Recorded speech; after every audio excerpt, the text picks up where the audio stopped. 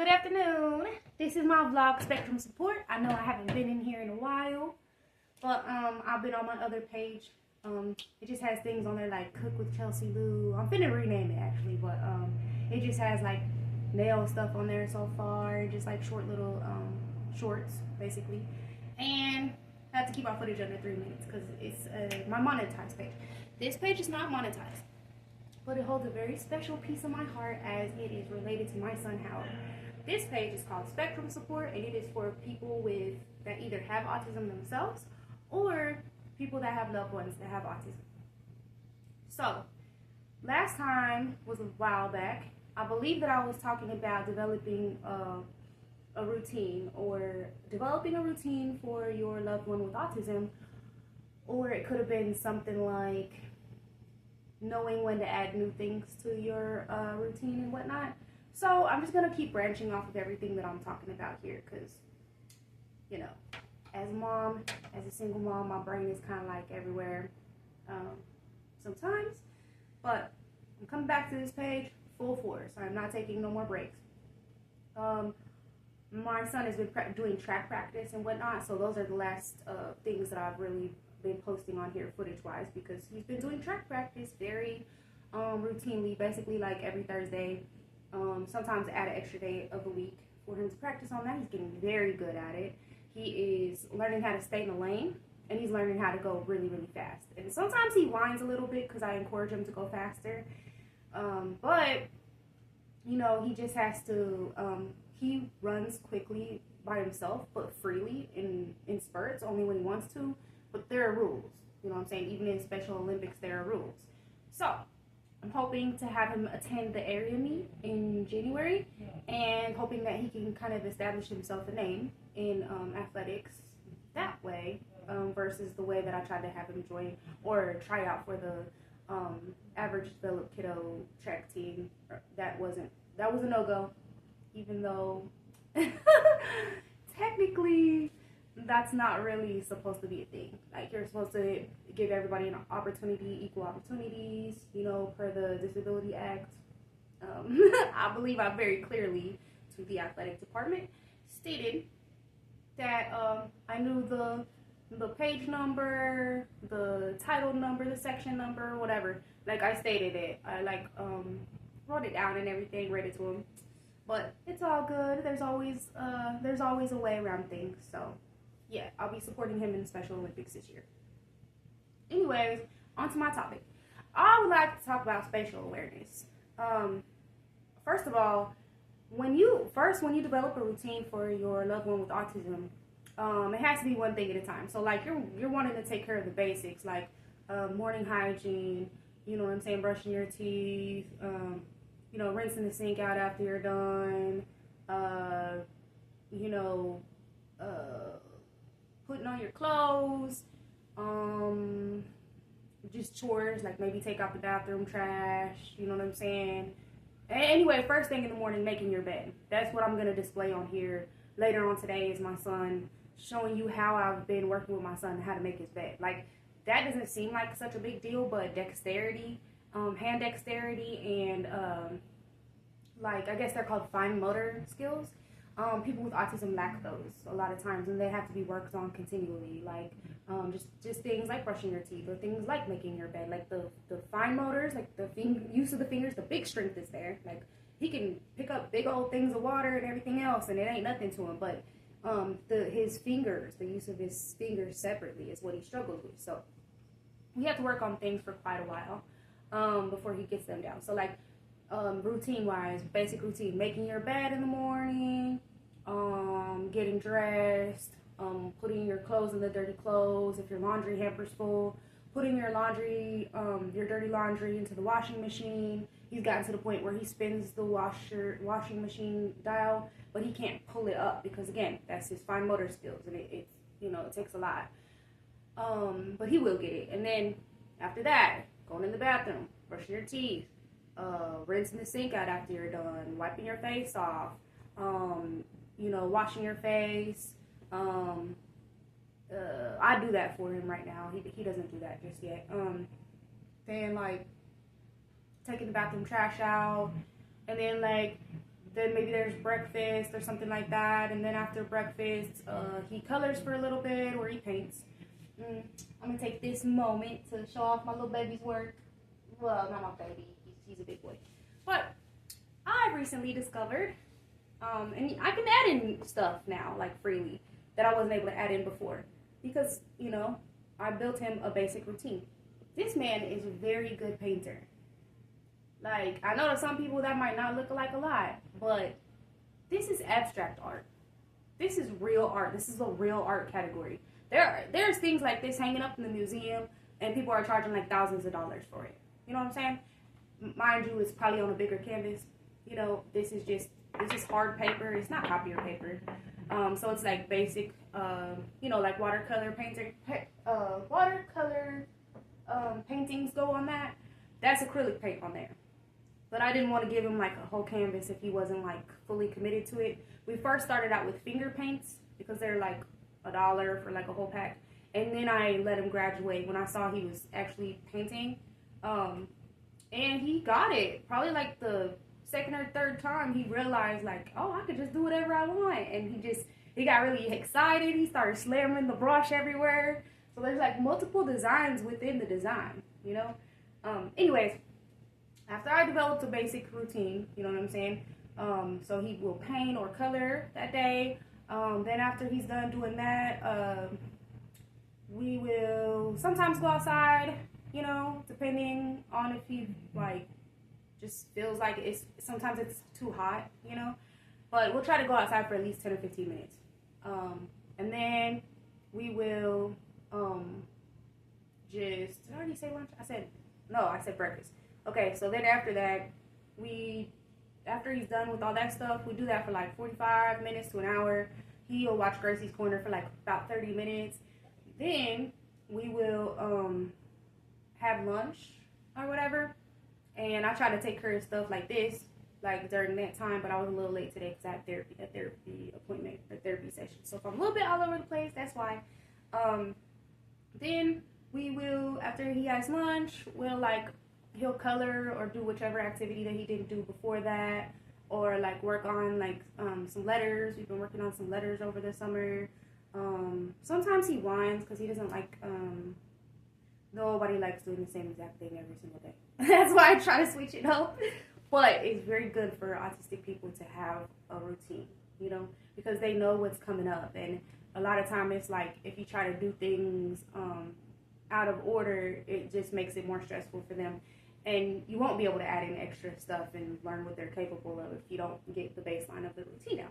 So anyways, I feel like I've touched on too much of last time's topic because like you get what I'm saying. Then maybe there's snack time, and then maybe there's like you do a puzzle or something like that, but like just basic stuff so that there will be room for the extra things like painting and playing sports or going to the park for an hour or whatever, but like you'll be able to time it within your very scheduled daily routine.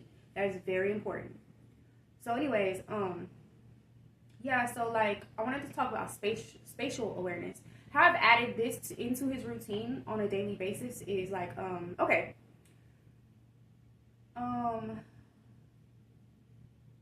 Spatial awareness is actually, the definition is the ability to understand the relationship between oneself and one's surroundings, including objects and other people.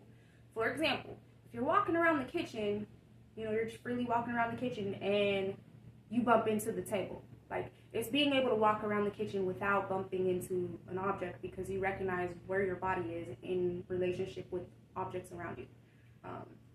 Which, you know, just knowing how to navigate within that space. But it may be why adults with ASD, I'm not really sure, but it may be why they struggle with driving. It's not an actual vision issue. What it is their relationship with oneself and objects around them. It includes in the car. Like, I haven't figured out a solution for that or a coping skill for that. So if anybody has found out something that is helpful with that, maybe just shout it out in the comment section and like you know, like whatever the specific coping skill is, or just something that you can add to the routine to help with that. But I just thought I would mention that because I thought like, oh, that makes a lot of sense. But it's actually part of your sensory issues, and it comes, it comes with it, and it's like just understanding your body position, perceiving distance and direction, navigating through the environment. It's sort of like okay, so I would say a different thing is interoception, is a disconnection from one's own body, which is why it's really difficult to teach. Why you should incorporate like specific times to go to the restroom for people on the autism spectrum. This is like a different topic, but it's under the same umbrella. That's why you put specific times to use the restroom for people with ASD, because along with not understanding their body and the relationship of other things, they also have a hard time connecting with their own body.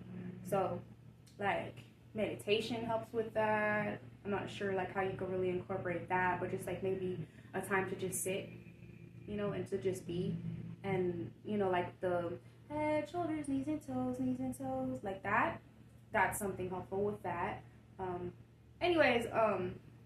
Yeah, but just, like, my son used to walk on his tippy toes. He no longer does that anymore.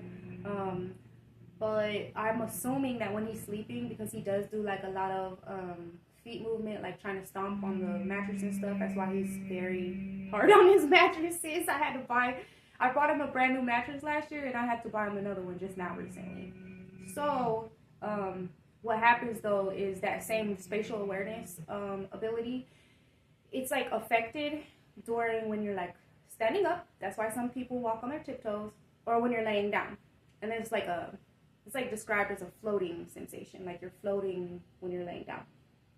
So you could either do like a weighted vest, or you could do a weighted blanket.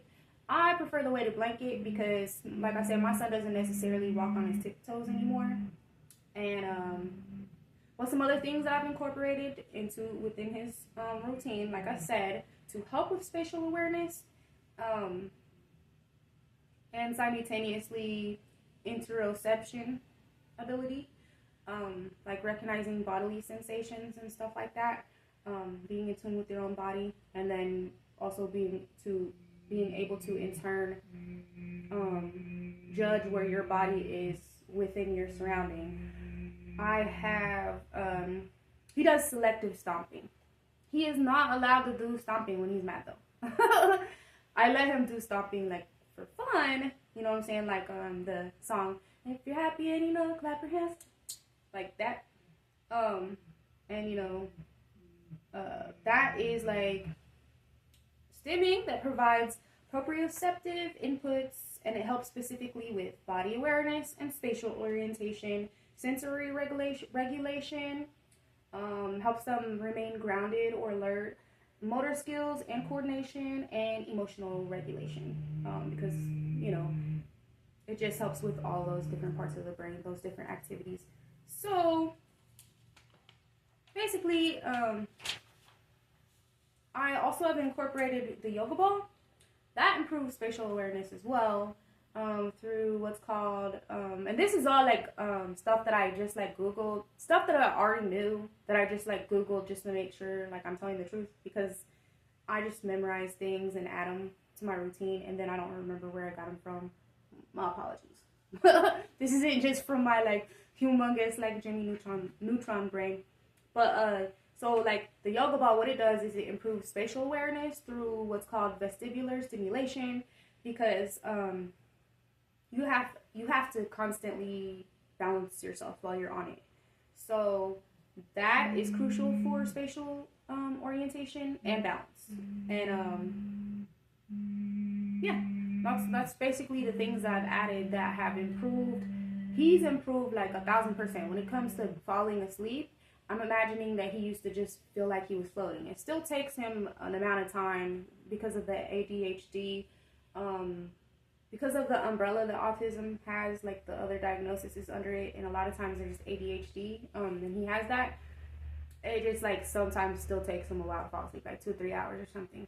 But at the same time, he used to take like a long time to fall asleep, and he doesn't do as much of the like acrobatics that he tries to do now that the weighted blanket is there. I definitely need a bigger weighted blanket, I've noticed, because there was like a dent where his butt was at in the mattress, you know what I'm saying?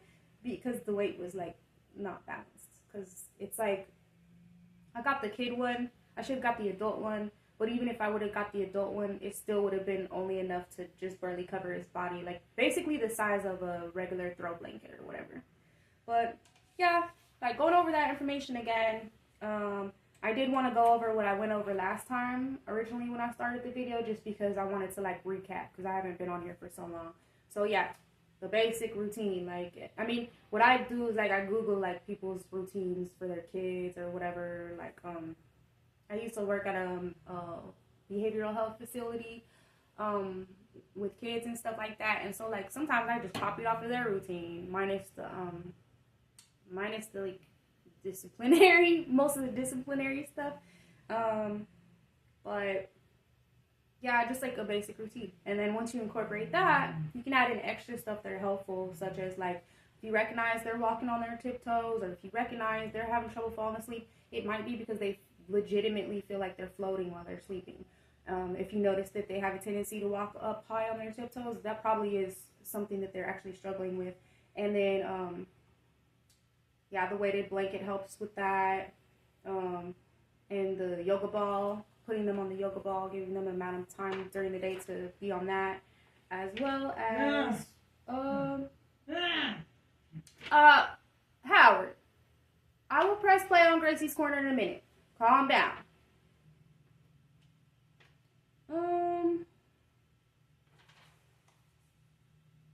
I guess that's basically it.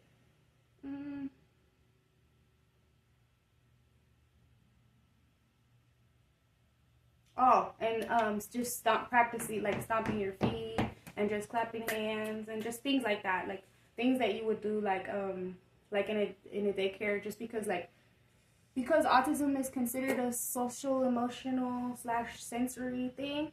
Then sometimes emotionally there's a delay that's like kind of far back. I don't know exactly how old Howard's emotional delay is far back, but he's done a lot better this past year. His academics, I think they improved by anywhere from 15 to 20%, according to his test scores. I can't remember, but that's because his teachers are amazing and they're wonderful. And but yeah, y'all stay in tune, because I am gonna be dropping some more footage of him doing track practice here in a little bit, and I hope y'all are blessed based off of the knowledge or the experience that I've tried to, pass down to you, and I hope it helps you or a loved one. I wouldn't say cope with autism, because Howard is a gift, but I would say maneuver within the obstacles that come with it. So y'all stay blessed and have a wonderful week.